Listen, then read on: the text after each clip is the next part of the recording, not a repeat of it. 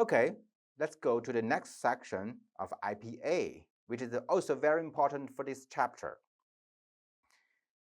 IPA is an abbreviation for two words, actually, for two terms. It can be used as an abbreviation for International Phonetic Association, an organization that promotes the scientific study of phonetics and its various practical applications. IPA for the association. And a major contribution of the association is to phonetics is the creation of International Phonetic Alphabet, also can be abbreviated as IPA, which is a notational standard for the phonetic representation of all languages of human being. I think you can check out more information of the association IPA and alphabet IPA. On this website, it is very useful. Okay, the introduction and primary information of the organization can be provided on this website. You can also know their journal, their test, their activities, and organization, other aspects of their organization. Okay, here you can observe two versions of IPA charts, respectively in English and Chinese. The left one is the updated version of IPA, I think, revised in 2020, and right one is the Chinese counterpart, translated according to the version of 2005. But there is not so much difference between them because the recent revision are not very much. You can learn some information about the different parts of consonants, for example, vowels and other aspects of the IPA chart. We will discuss it later in detail. So generally, we are going to introduce the IPA chart. It is based on Roman alphabet. You can observe many of them are directly used by of the Roman alphabet, or Roman letter. And it has the advantage of being widely familiar. I think this is the reason. I think the majority of the member of human being in this planet understand or know the pronunciation, basic pronunciation of Roman alphabet. It is very popular, most popular writing system in this world. And it includes letters and additional symbols from variety of other sources. For example, from Greek letter, Greek alphabet. And the purpose of IPA includes to annotate acoustic displays in the analysis of speech. That means if you want to analyze a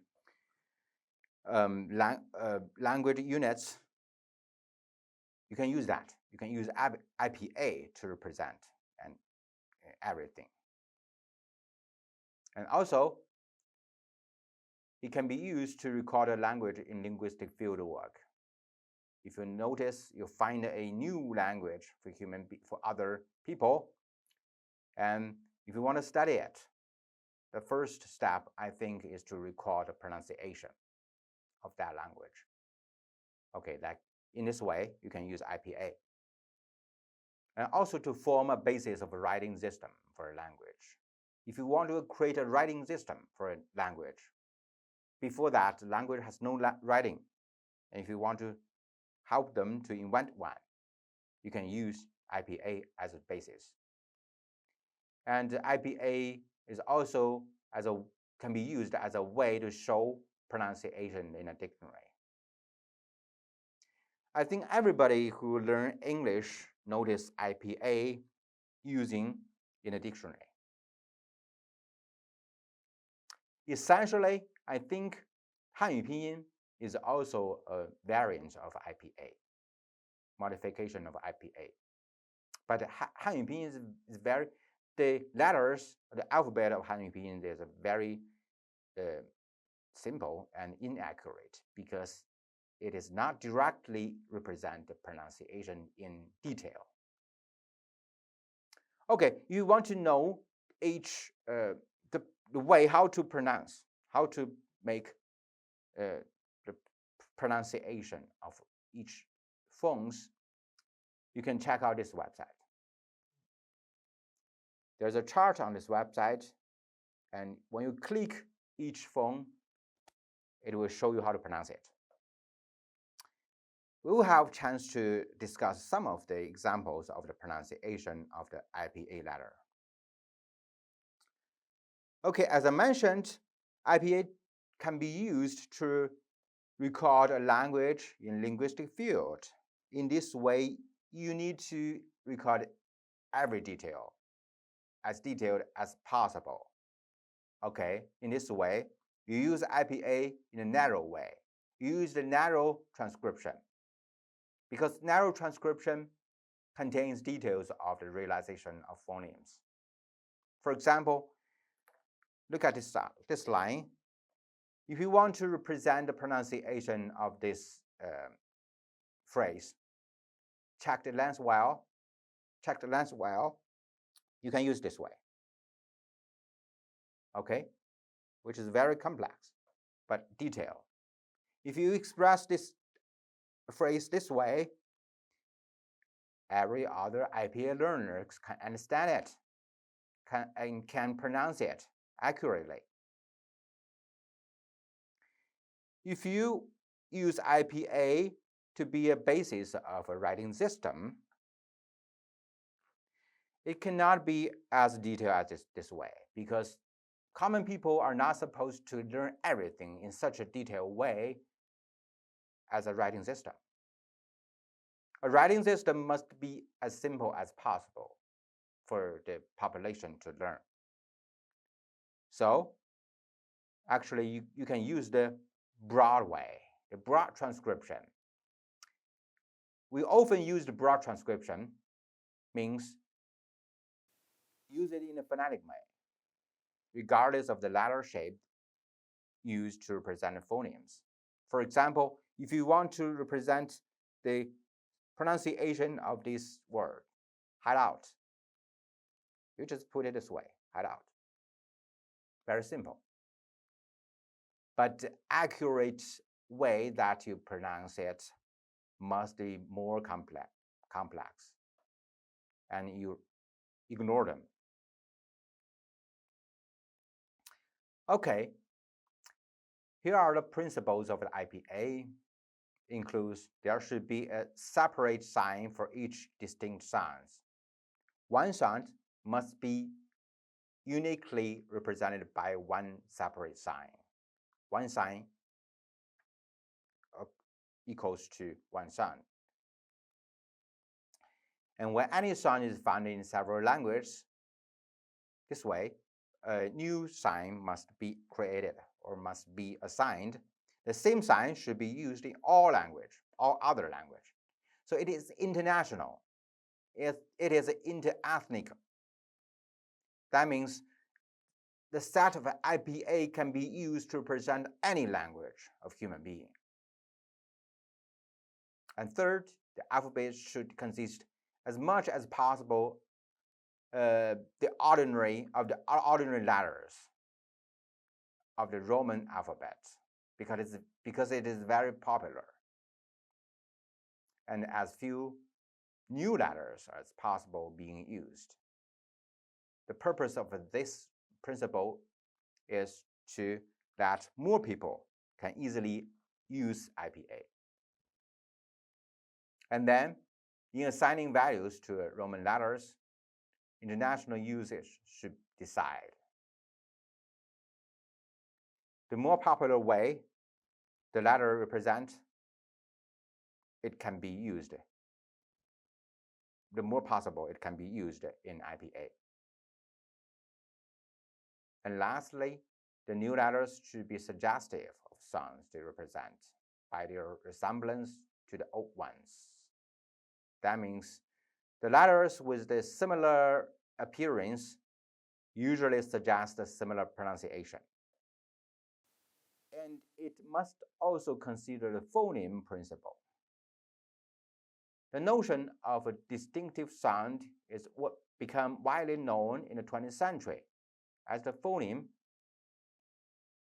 Each language can be analyzed as having an inventory of phonemes that may range in size from a dozen to near 100, depending on the language. So phoneme is very important to analyze the phonology of a language. You must consider that when you study IPA. Okay, let's talk about the IPA itself. We will first talk about the division of consonants and vowels of human voice. The consonants means sounds which involve a closed vocal tract, meaning a particular part, one or more particular parts, must be closed of your vocal tract in a particular way to some extent. The airstream cannot be released freely, so the flow of air out of the mouth is impeded at least enough to cause a vibration of the airflow. This is the definition and feature of consonant. For example, the consonant has a vibration, a friction actually, between your upper teeth and the lower lip. And vowels means sounds which involve an open vocal tract. That means any part of your organ, speech organ, vocal tract cannot not be impeded. The flow of air out of the mouth is unimpeded.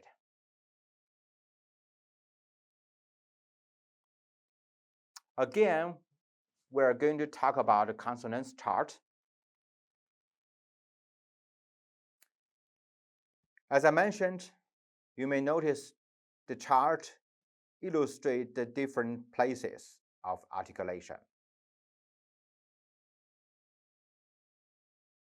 from front to behind. And also, it shows the manners, the ways that a speaker used to produce pronunciation. Let's talk about them one by one. Bilabial. Bilabial means you produce or pronounce using two of your lips, the upper lip and lower lip. We have some examples of bilabial consonants. For example, p, which is a plosive. Plosive, also known as stop, means first you must close your vocal tract. Here in bilabial, you must close your vocal tract by your two lips and then explode it suddenly. Release the air suddenly. Okay, you may notice there are two letters in this column, in this blank. Letter P and letter B. If there are two letters in a column, the left one means the voiceless and right one means the voiced. So you can use your bilabial, two of the lips, and using plosive way to produce two sounds at least. One is voiceless. Voiceless means during the process of your pronunciation, you do not vibrate your glottis, vocal folds. No vibration here. Voiced means there must be a vibration happened of your vocal folds, which means the vocal folds must be closed in order to make the vibration during the process of the air stream go through. You can understand it this way. The left illustration here shows the position of your vocal folds when you pronounce a voiced voice, and right one, voiceless voice.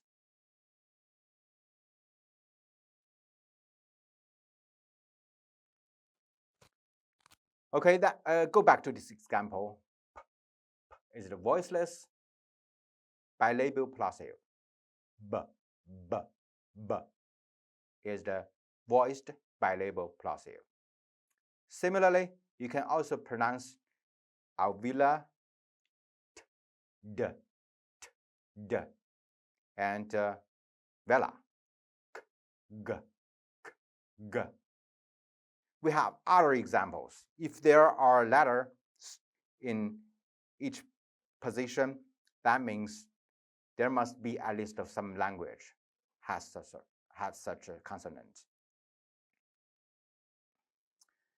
Okay, bilabial. Beyond plosive, you can also pronounce a nasal sound of bilabial. I think everybody understand it easily. Pay attention. The impede happened between your two lips, so it is bilabial. Okay, it is nasal, means the air is released through your nasal cavity. Because you stop, you close your lips, and the air must be released other outlet to escape. Here, your nasal cavity and nose. Trill means the vibration happened between two parts of your vocal tract. Here, upper lip and lower lip, bilabial. B, capitalized B means here a trill, a vibration happened between them. You trill it.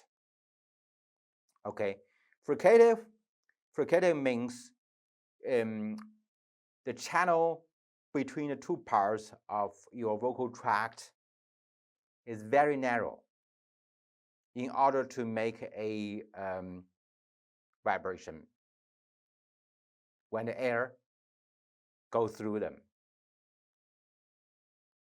Okay, here, phi and beta, the pronunciation of phi and beta are respectively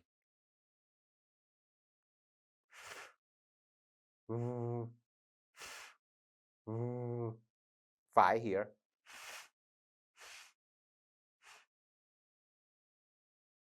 the friction happened between your lips because it is very narrow. The channel is very narrow. And then if you have no vibration of your glottis, that means voiceless. If you vibrate your vocal folds, the beta. Okay. Here's the rationale of the pronunciation of bilabial. Similarly, you can learn other parts of the pronunciation according to your understanding of the two standards for including the places and manners. They are very important two requirements, two standards that you must consider to produce any consonant. For example, labiodental. Labiodental means here you use their upper teeth and their lower lip, upper teeth and lower lip, labiodental, and then make sounds in different ways accordingly. For example, if you want to make a nasal sound, you put your upper teeth on your lower lip and then release the airstream through your nose. It is something similar to but different.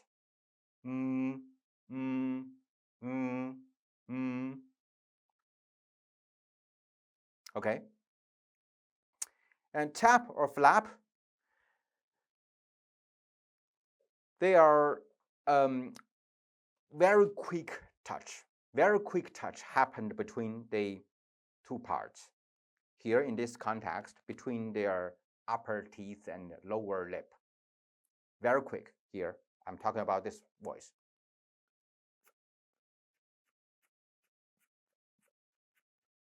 During this process, okay, some air stream released through your mouth.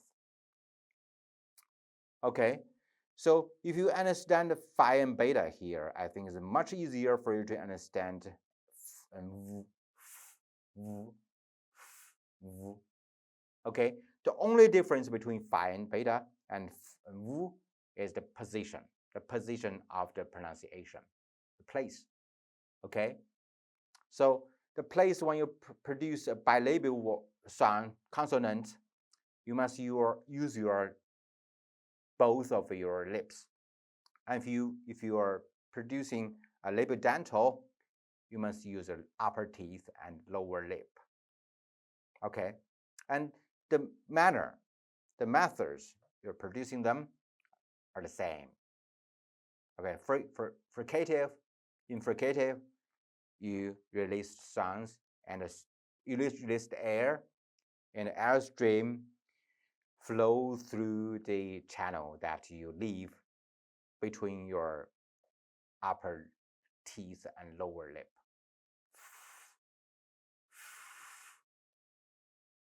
Without a vibration of vocal folds, with your vibration of your vocal folds.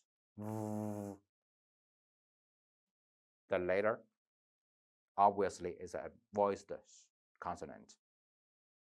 Okay, approximant. What is approximant?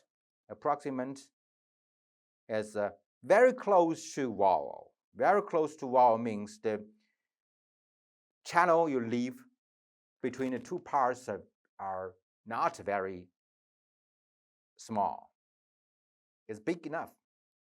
It's very accurate. You must have some friction, but not very obvious friction.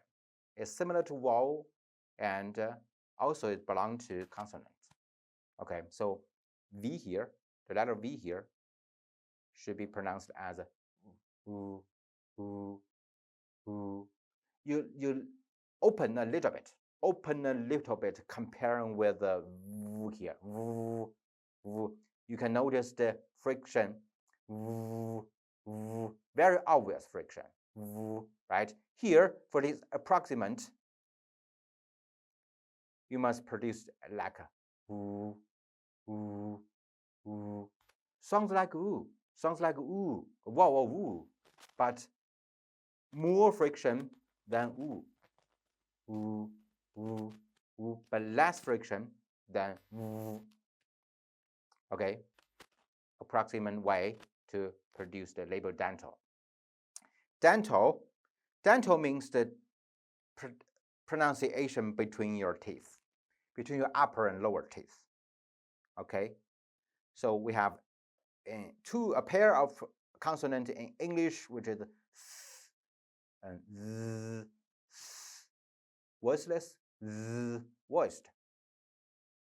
Okay, so the position of your vocal tract is to put the tip of the tongue between your teeth. Z, z. Okay, similarly, you can learn all the other parts of the consonants, including the alveolar. Alveolar means put your, I'll show you this on this illustration. Again, bilabial means use the upper lip and lower lip. Labiodental means to use the upper teeth and lower lip. Dental means to use your both teeth, upper and lower teeth. Alveolar means to use your tip of a tongue, and alveolar, okay, close to these two parts. Okay, put these two parts, alveolar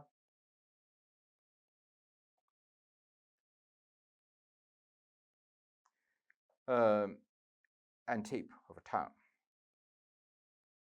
And then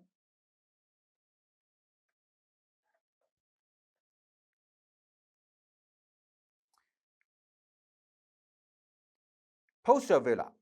Postal villa means to use the blade of your tongue and postal villa of the upper part of your oral cavity. Retroflex. Retroflex means you roll your tongue. You roll your tongue to make it a retroflex. Okay, the examples here shows as in Chinese language. Sh, sh, zhi, ch, The example of a postal villa include English version sh of sh, z, sh, z. Palatal is this part, the hard part, hard palatal. Okay, hard palatal. Usually you make use of the front part of a tongue and the palatal. And then vela, the sound of vela, when you pronounce them, you must make use of the back part of your tongue and the vela. Vela sometimes can be called a soft palatal. And uvula. Uvula is a very important part. One of the function of the uvula is to stop releasing the air stream from your nasal cavity. Okay, you stop the channel from your pharynx and nasal cavity, and there's no air released through your nasal cavity. Okay, then you pronounce a oral sound. Okay, this is the major function of a uvula. If you pronounce a uvula consonant, uvula plosive here, like this one, Q and capitalized G, Q and capitalized G. Okay, you put it this way to the back part, the very back part of your tongue here, and make it to touch the uvula, and then make the stop voice. I'll read the first line here, first row here. B, b, t, d, t, d, t, d, t, d. In this retroflex plosive, you must roll your tongue, as I mentioned. Okay. G, g. Palatal means use the palatal here and the front part of your tongue, right? Front part. G, g. And vela, g, g. Uvula, g, g, g. There are no pharyngeal plosive, but it is very interesting. There's a glottal plosive. Glottal means you pronounce the sounds in a glottal here, using your vocal folds to make the sudden explosion of the airstream. Glottal sounds like coughing. Okay, sounds like coughing.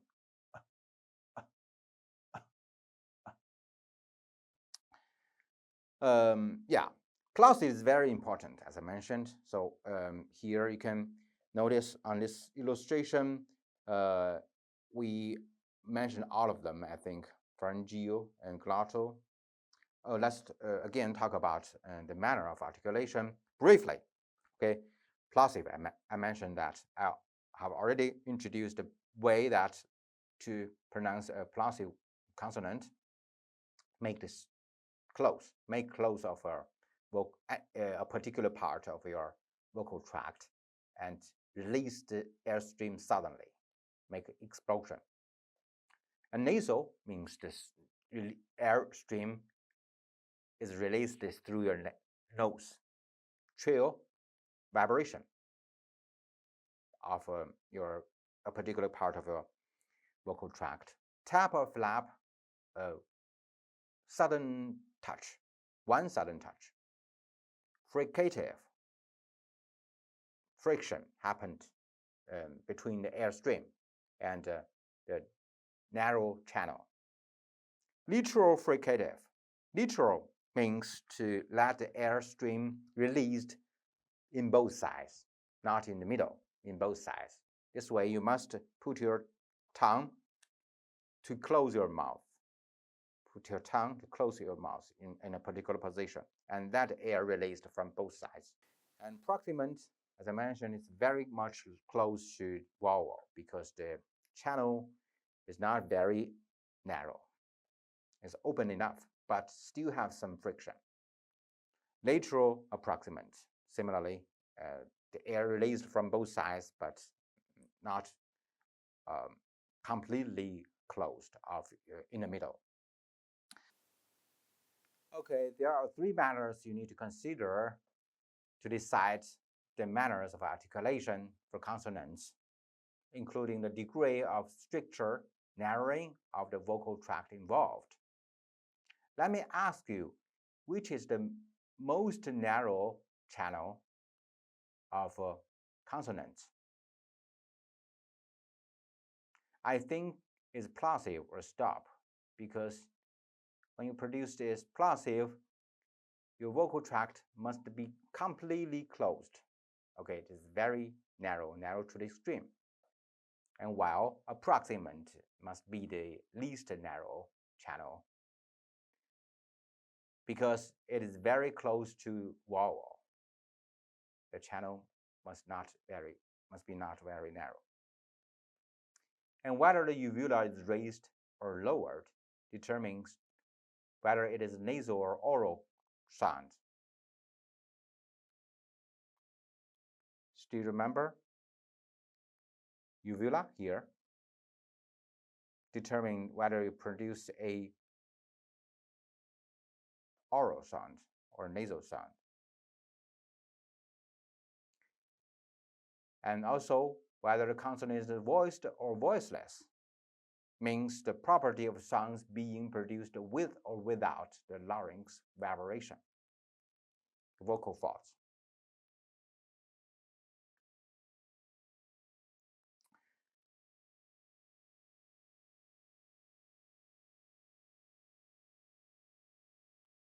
Okay, let's talk about some special consonants, non-palmonic consonants. That means you do not use the air from your lung. I will talk about some examples. For example, the clicks. Clicks means to suck the air stream. Okay, it's very strange for Chinese speakers. Suck the air stream. For example, the first one here, the blue eye, is the bilabial clicks. Bilabial clicks means you suck the air stream into your mouth. Before that, you must close your bilabial. Right? This is the such blue eye. And voiced implosive means you make a voiced sound. Voiced consonant, that means you must vibrate your vocal folds. And then implosive, you explode it inside your mouth. For example, the bilabial voiced implosive should be produced like